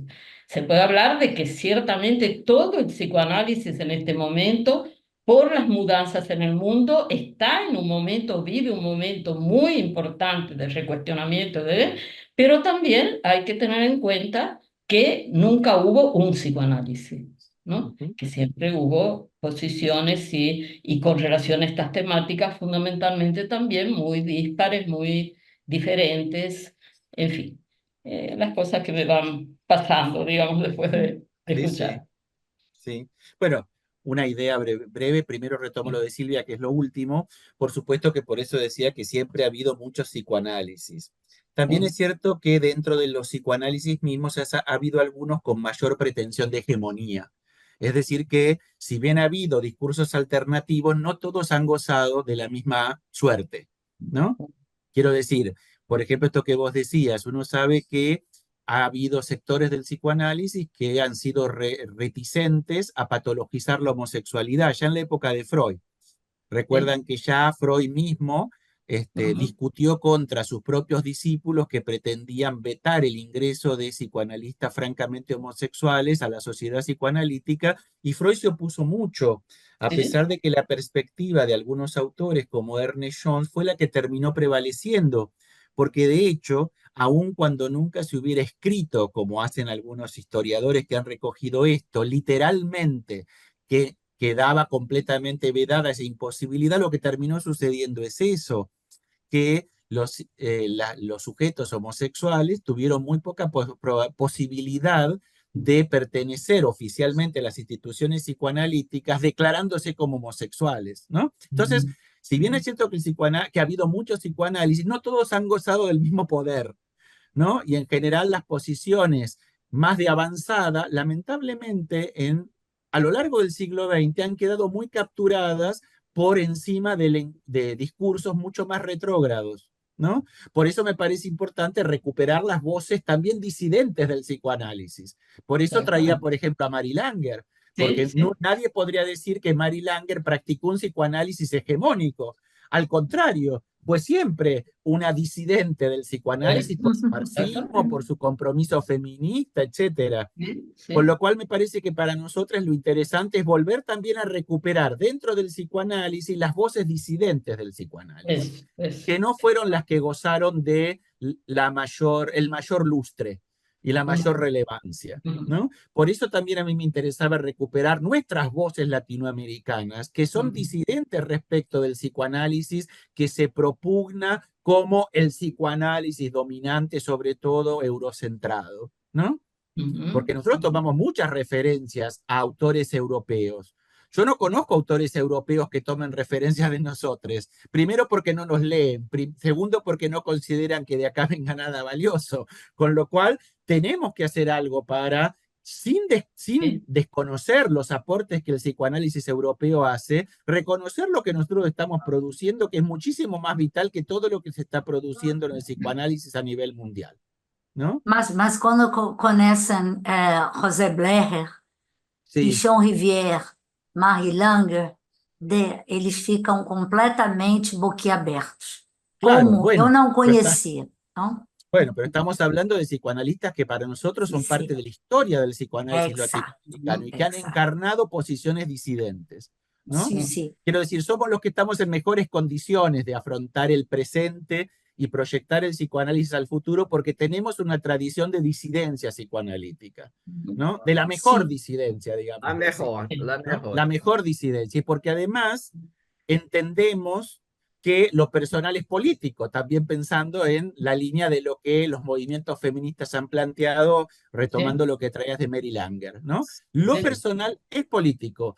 Y en es. algún momento, en unas jornadas de género, una presentación que yo hice, la titulé Lo psicoanalítico es político. Olha, já passamos do horário, agradeço muito a presença de vocês e espero que a gente possa se encontrar em outras ocasiões, discutindo, conversando, e foi uma maravilha termos Facundo entre nós. Muito obrigada Bueno, e viva a Cália Copérnico, Facundo, Bueno, conosco. yo les agradezco, quedó ahí alguna respuesta inédita. En todo caso, yo lo que le propongo es lo conversamos por mail para que no quede sin ninguna palabra. Entiendo que tienen que cerrar. Bem, amigos, infelizmente chegamos ao final do nosso horário. E, em meu nome e em nome de Carla Pena, queremos agradecer a presença de todos.